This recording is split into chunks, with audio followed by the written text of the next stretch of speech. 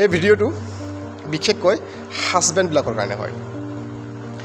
মাই dear brothers, আপোনাৰ wife আপোনাৰ slave নহয়, ৰাইট? আপোনাৰ your wife is not your slave. আপোনাৰ ৱাইফ আপোনাৰ হেল্পাৰ হয়, আপোনাৰ ৱাইফ আপোনাৰ পাৰ্টনাৰ হয়, আপোনাৰ ৱাইফ আপোনাৰ সন্তানৰ মাতৃ হয়। চ' হেল্প হাৰ, তাইকো আপুনি সহায় কৰক। বিশেষকৈ যেতিয়া তাই গৰ্ভৱতী অৱস্থাত থাকে, যেতিয়া তাই আপোনাৰ সন্তানক নিজৰ গৰ্ভত ৰাখে, সেই সময়ত বিশেষকৈ তাইক সহায় কৰিবলৈ চেষ্টা কৰক।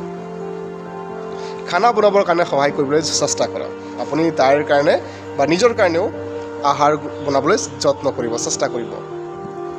এক্সকিউজ নকৰিব যে আপুনি খানা বনাব নাজানে, ৰাইট? বহুতে ক'ব পাৰে যে মই খানা বনাবলৈ নাজানো। চ' শিকিলেও ইউটিউবৰ পৰা আপুনি শিকিব পাৰে, বাট ট্ৰাই টু হেল্প হাৰ। কাপোৰ ধোৱাটোত আপুনি তাইক সহায় কৰিব পাৰে, নিজৰ কাপোৰ নিজেও ধুব পাৰে। তাইৰ কাপোৰ নুধুলেই আপোনাৰ কাপোৰ আপুনি নিজে ধুওক, বিশেষকৈ যেতিয়া তাই গৰ্ভৱতী অৱস্থাত থাকে। হেল্প হাৰ, সহায় কৰিবলৈ যত্ন কৰক। আপোনাৰ ৰুম চাফা কৰিবলৈ যদি হয়, try to help her also'. এই ক্ষেত্ৰতো আপুনি তাইক সহায় কৰিবলৈ চেষ্টা কৰক, যত্ন কৰক। হয়তো তাই নক'ব পাৰে, তাই নিজৰ মুখৰ পৰা নক'ব পাৰে যে এইটো কৰক সেইটো কৰক, হয়তো নক'ব পাৰে। বাট ইউ হেভ টু আণ্ডাৰষ্টেণ্ড, আপুনি নিজেই বুজিব লাগিব আৰু আপুনি তাইক সহায় কৰিবলৈ চেষ্টা কৰিব লাগিব।